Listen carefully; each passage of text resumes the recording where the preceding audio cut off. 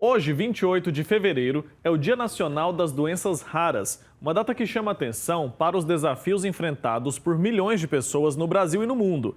Essas doenças, muitas vezes desconhecidas e de difícil diagnóstico, afetam cerca de 13 milhões de brasileiros e exigem um acompanhamento especializado. Para entender melhor esse cenário e os avanços na triagem e no tratamento dessas enfermidades, eu converso com a Cristiane Kopasek, que é endocrinopediatra, está conectada aqui com a gente. Doutora, bom dia, bem-vinda. Bom dia, Wilker. Bom dia, ouvintes do programa. Uma satisfação estar aqui. Também agradeço à Sociedade Brasileira de Triagem Neonatal e Erros Inatos do Metabolismo a oportunidade de estarmos falando desse importante tema. Pois é, um tema importante que a gente fala pouco, né? Muitas vezes esperamos chegar essa data para tratar desse assunto. E eu queria entender, as doenças raras ainda são pouco conhecidas pela maioria das pessoas. O que caracteriza uma doença rara e quais são os desafios no diagnóstico? Bom, felizmente a gente vem conversando mais sobre o tema, né? A data, que é uma data mundial, né? O Dia Mundial das Doenças Raras, ela acontece desde 2008, foi uma iniciativa europeia, né? E nós, nos últimos 10 anos, posso assim dizer, temos trabalhado no Brasil mais, né, nessa questão, também com iniciativas governamentais de criação de serviços de referência em doenças raras, né? A própria Sociedade Brasileira de Genética Médica e de Triagem Neonatal também tem feito várias campanhas e tem conversado muito sobre a temática. Inclusive, você está mostrando aí imagens, né, da triagem neonatal, do teste do pezinho, e essa é uma iniciativa que realmente salva vidas e faz diagnósticos precoces de doenças raras, né? E o que caracteriza, então, uma doença rara? É uma doença que ocorre em aproximadamente 1 a cada 1.500 indivíduos, tá? Enquanto, num paralelo de uma doença mais frequente, como diabetes, pressão alta, obesidade, a gente tem aí uma frequência que varia de 1 para cada 20 ou 20 a 50 indivíduos, né? Então, para verificar um pouquinho a questão da frequência. Mesmo sendo rara, isso não torna menos importante, pelo contrário, porque a gente tem situações muito graves, doenças de um comprometimento sistêmico, né? Como você está mostrando aí a imagem de uma pessoa acamada, dependente de oxigênio, muitas vezes, com uma doença neuromuscular. E quanto mais precoce é o diagnóstico, né, melhor se consegue atender às necessidades, né, desses agravos à saúde que as doenças raras podem causar nos indivíduos. Muito bem. E quais são os principais desafios que a gente enfrenta hoje? Você já mencionou que a situação tem melhorado, né? A gente tem dado mais atenção e, claro, com o avanço da medicina, eu imagino que as condições também tenham melhorado para as pessoas que convivem com alguma doença rara. Mas quais são os principais desafios enfrentados hoje por pessoas que têm alguma condição rara? Bom, nós ainda temos situações de demora nos diagnósticos, né? A média para algumas situações, né, da realização de um diagnóstico de uma doença menos conhecida pode chegar a 8, 10 anos. Então, o principal desafio é encurtar esse tempo, né? Eh, à medida que o indivíduo começa a apresentar sintomas, né, que ele possa rapidamente ser diagnosticado, né, ou o mais rápido possível, e rapidamente seja ofertada a melhor terapia disponível. Nesse cenário, também saliento que nós temos o desenvolvimento de novos tratamentos para diversas condições, né? Como terapias gênicas, terapias enzimáticas, novos medicamentos, né? Mas nós ainda temos algumas doenças que são consideradas órfãs de tratamento. Ainda assim, nesses casos, é importante que o diagnóstico seja feito para a melhor terapia de suporte, né? Então, eu adiantaria que esses são os principais desafios, né? O diagnóstico precoce e o avanço dos tratamentos. E nesse contexto, a triagem neonatal, ela é muito favorável ao diagnóstico precoce, né? Veja, você pode, através do teste do pezinho, né, diagnosticar condições que causariam danos, muitas vezes irreversíveis a bebês e às crianças, né, e aquele indivíduo ao longo da sua vida, e o diagnóstico e o tratamento precoce mudam a vida dessa pessoa, né? Então, realmente essa é uma iniciativa que precisa ser cada vez mais fomentada, cada vez mais incentivada na população, né? Se você me permite o espaço, eu faço aqui o apelo, né, às famílias, faço apelo às famílias. Teste do pezinho do terceiro ao quinto dia de vida do bebê é um exame gratuito, né, no Sistema Único de Saúde e funciona na imensa maioria dos estados muito bem, inclusive com chamada de resultados alterados, né, que a gente chama de busca ativa, para que se dê os próximos passos de diagnóstico, então, e tratamento.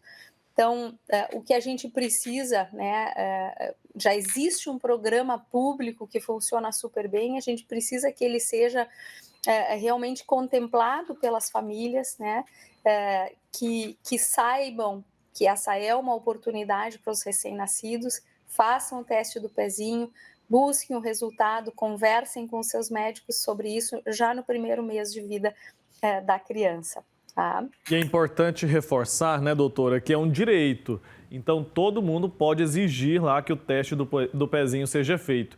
E quais outros exames são essenciais nessa triagem neonatal? Tem outros que também ajudam no caso do diagnóstico precoce de alguma condição?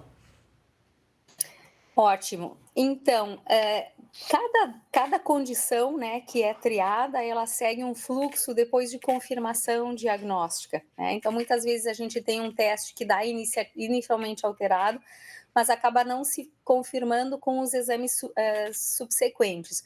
Mas nós também temos o contrário, né?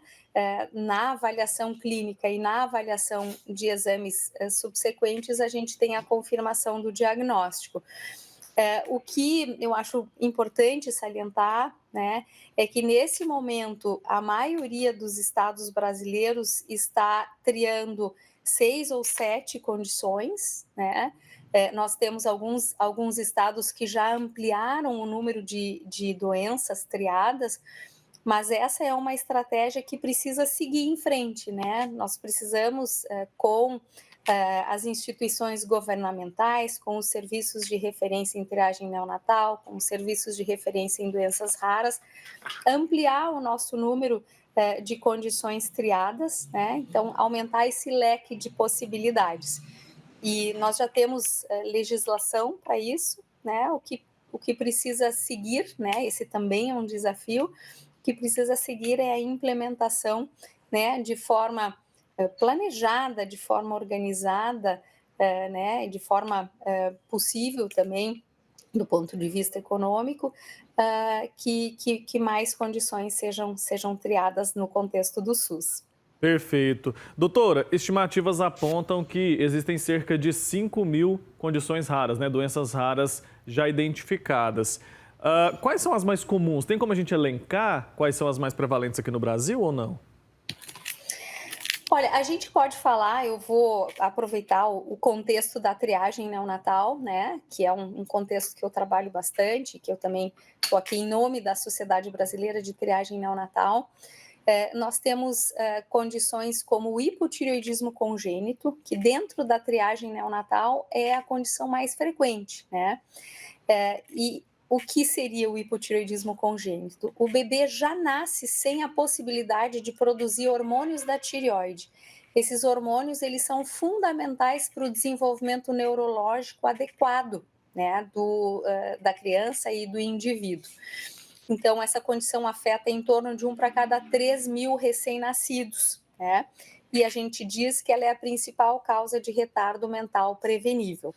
Mas dentro da triagem neonatal, a gente tem outra condição hormonal também, que causa bastante risco à vida, que é a hiperplasia adrenal congênita.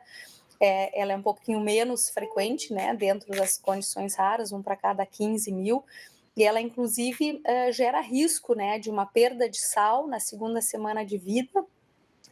E os bebês, se não realizarem o teste do pezinho no tempo correto, eles inclusive podem, por uma crise perdedora de sal, vir a óbito se eles não forem diagnosticados precocemente.